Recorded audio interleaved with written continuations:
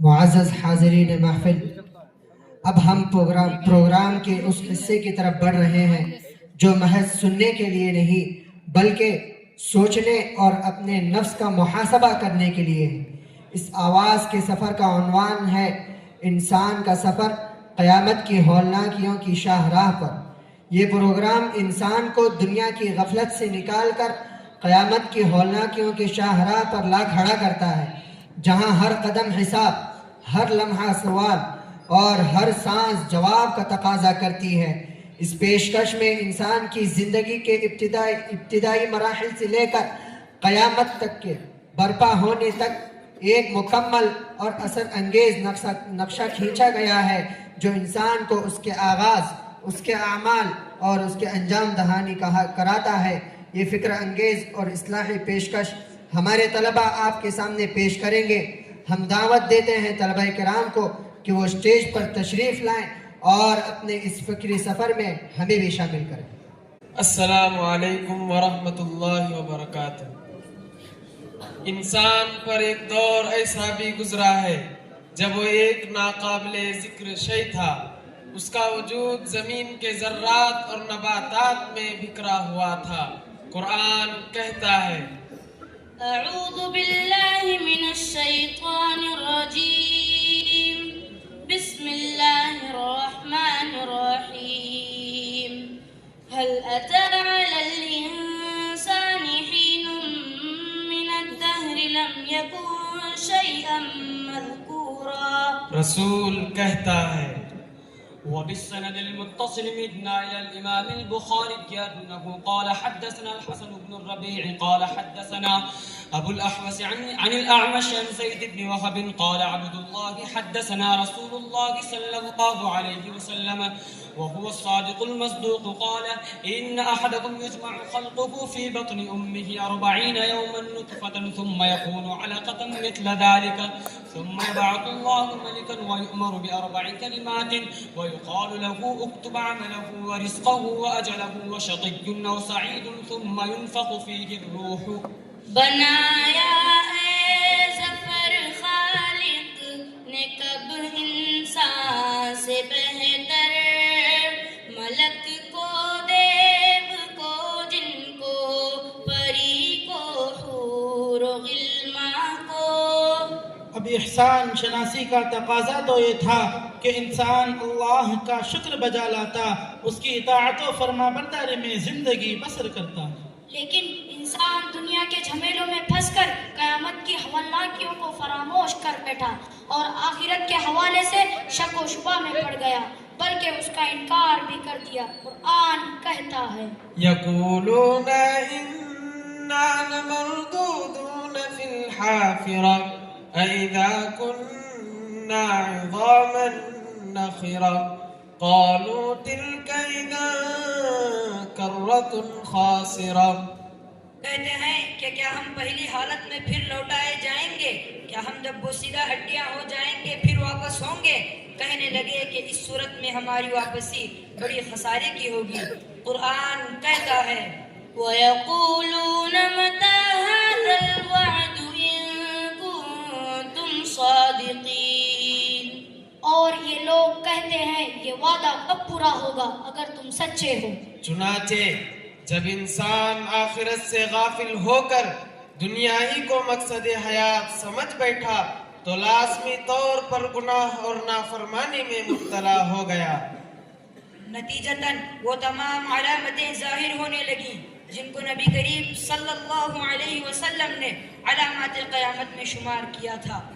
امانت میں خیانت ہونے لگی، زکوٰۃ کو ٹیکس اور تاوان سمجھا جانے لگا، دوست و احباب کے ساتھ حسن سلوک اور باپ کے ساتھ بدسلوکی کی جانے لگی، علم دین دنیا کے حصول کا ذریعہ بنا لیا گیا، حکمرانی بدترین لوگوں کے ہاتھ میں پہنچ چکی، آدمی کے خوف سے اس کا اکرام کیا جانے لگا، شراب نوشی عام ہو گئی، ناچنے گپنے والیوں کو عزت کی نگاہ سے دیکھا جانے لگا۔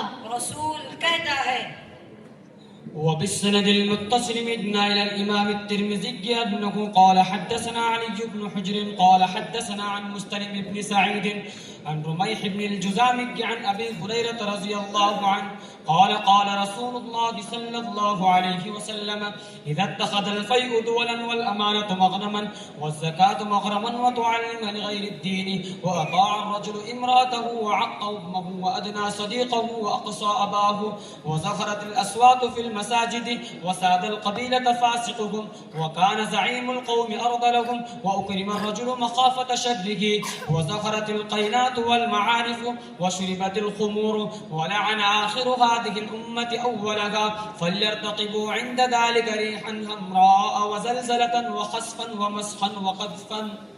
یہ چھوٹی چھوٹی علامتیں پوری ہو چکی، اب انتظار ہے بڑی بڑی علامتوں کا، بس انتظار کیجیے.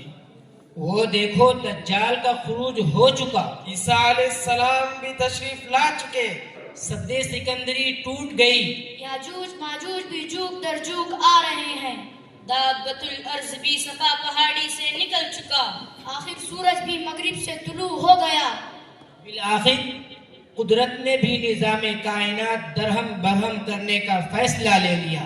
قرآن کہتا ہے إن زلزلة الساعة شيء عظيم. زمین تھر تھرانے لگی،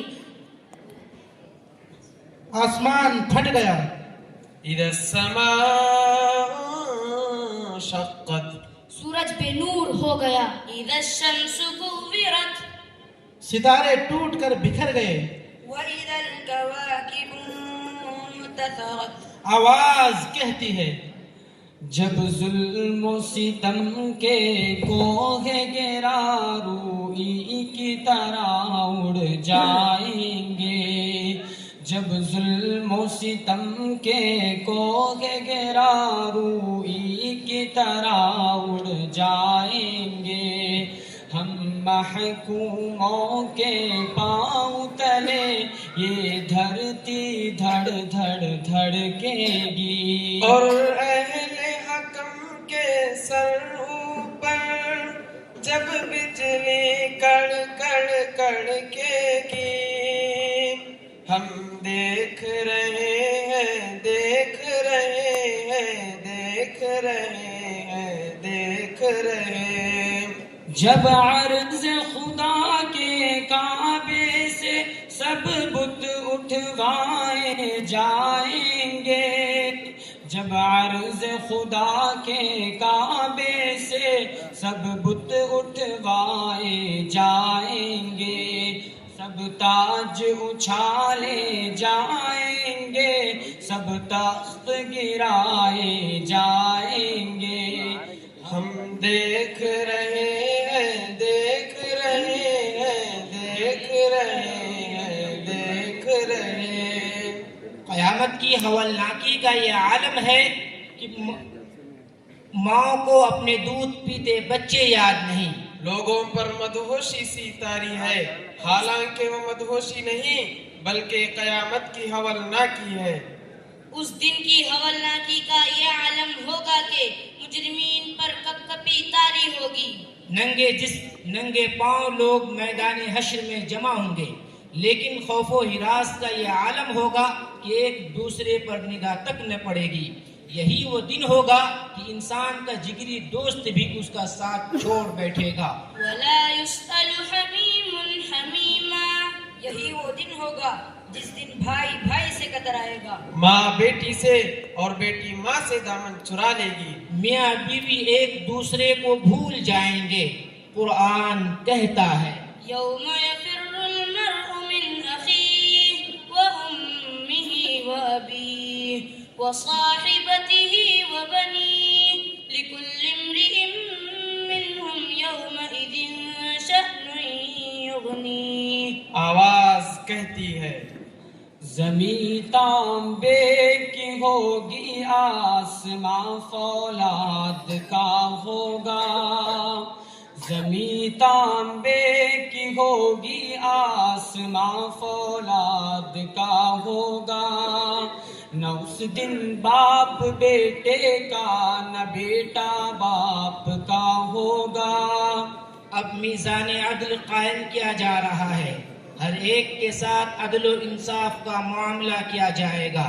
قرآن کہتا ہے ونضع الموازين القسط ليوم القيامة فلا تظلم نفس شيئا وإن كان مثقال حبة من خردل أتينا بها وكفى بنا حاسبين. دربار الہی لگ چکا ہے، فرشتے صف بستہ سر جھکائے کھڑے ہیں.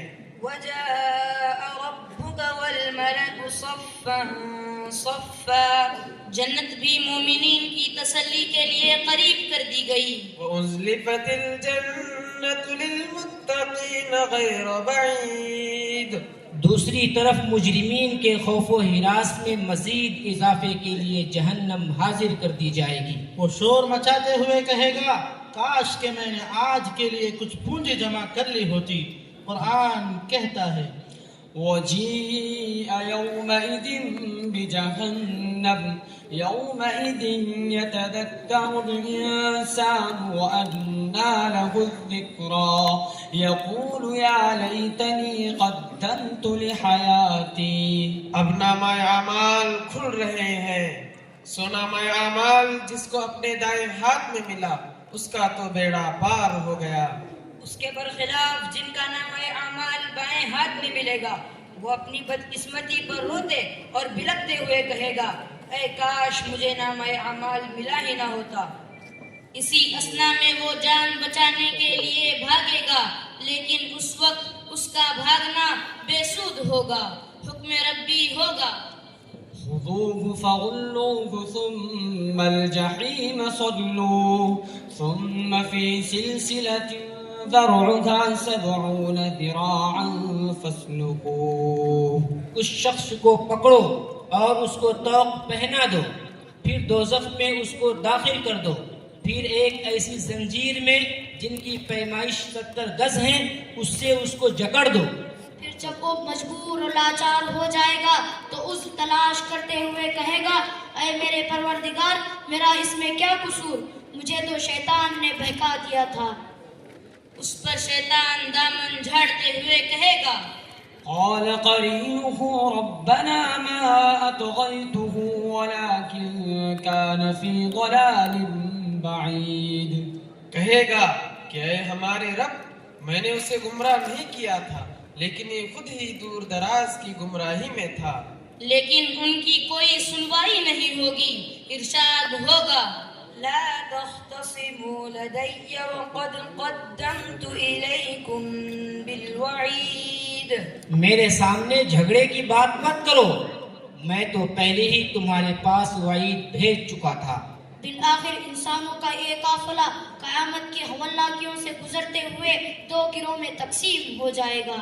کچھ لوگ تو اپنے اعمال کے بدولت جنت کے مستحق قرار پائے، اور جن لوگوں نے دنیا میں من چاہی زندگی گزاری اور احکام الہی کو پس پشت ڈال دیا، آخرت کو فراموش کر دیا، خدا کی خدائی اور رسولوں کی رسالت کا انکار کر دیا، حشر و نشر کا مذاق اڑایا، سو ان کا ابدی ٹھکانہ جہنم ہوگا. اس لیے انسانوں کو چاہیے کہ دنیا میں رہ کر خدا آخرت کی تیاری شروع کر دے، کیونکہ فکر عقبا کی کر آج ہی باخبر، کل کر کل کا کوئی بھروسہ نہیں. کل نہ آیا کبھی اور نہ آئے گا کل، کل تو کیا ایک پل کا بھروسہ نہیں.